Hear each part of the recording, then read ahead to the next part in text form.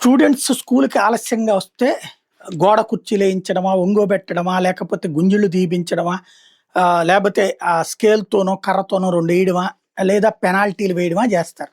But మాస్టర్‌లే ఆలస్యంగా వస్తే, ఇప్పుడు తాజాగా లోకేష్ గారు చేయించిన సర్వేలో తేలింది ఇదే. 100 రోజుల పని దినాల్ని లెక్కేస్తే విద్యార్థులకి సమయపాలన, క్రమశిక్షణ నేర్పించాల్సిన టీచర్లే స్కూళ్ళకి ఆలస్యం అవుతున్నారని తేలింది. అయితే అందరూ గాదు గానీ, ఇలా కొద్దిమంది మాత్రం ప్రతిరోజు ఆలస్యంగానే విధులకు హాజరవుతున్నారన్నది హాజరు లెక్కలు చెప్తున్నాయి. ఈ విద్యా సంవత్సరం జూన్ 12న బడులు తెరుచుకున్నాయి. అక్టోబర్ 28 వరకు 100 రోజులు స్కూళ్లు పనిచేసినాయి. ఆ రోజుల్లో ఉపాధ్యాయుల హాజరుని పాఠశాల విద్యాశాఖ పరిశీలించింది. ప్రాథమిక పాఠశాలలో ఉదయం 9 గంటల నుంచి సాయంత్రం 3:30 దాకా, ఉన్నత పాఠశాలలో ఉదయం 9 నుంచి సాయంత్రం 4 గంటల దాకా పనిచేస్తాయి. అన్ని పాఠశాలల్లో గూడా ఉదయం 9 గంటలలోపు టీచర్లంతా బడుల్లో ఉండాలి. తప్పనిసరి స్థాయి పరిస్థితుల్లో కొన్నిసార్లు ఆలస్యమైతే 10 నిమిషాల గ్రేస్ పీరియడ్ ఉంటుంది.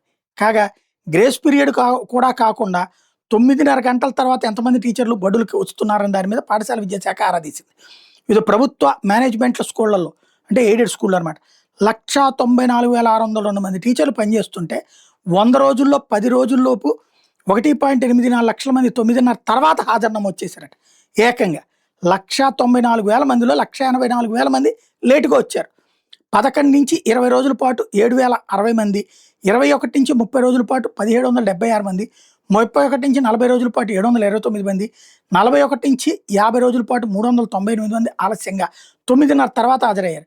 ఇక 51 నుంచి 60 రోజుల పాటు 227 మంది, 61 నుంచి 70 రోజుల పాటు 134 మంది, 71 నుంచి 80 రోజుల పాటు 86 మంది, 81 నుంచి 90 రోజుల పాటు 32 మంది, 91 నుంచి 100 రోజుల పాటు 5గురు 9:30 తర్వాతే బడులుగా వచ్చారు.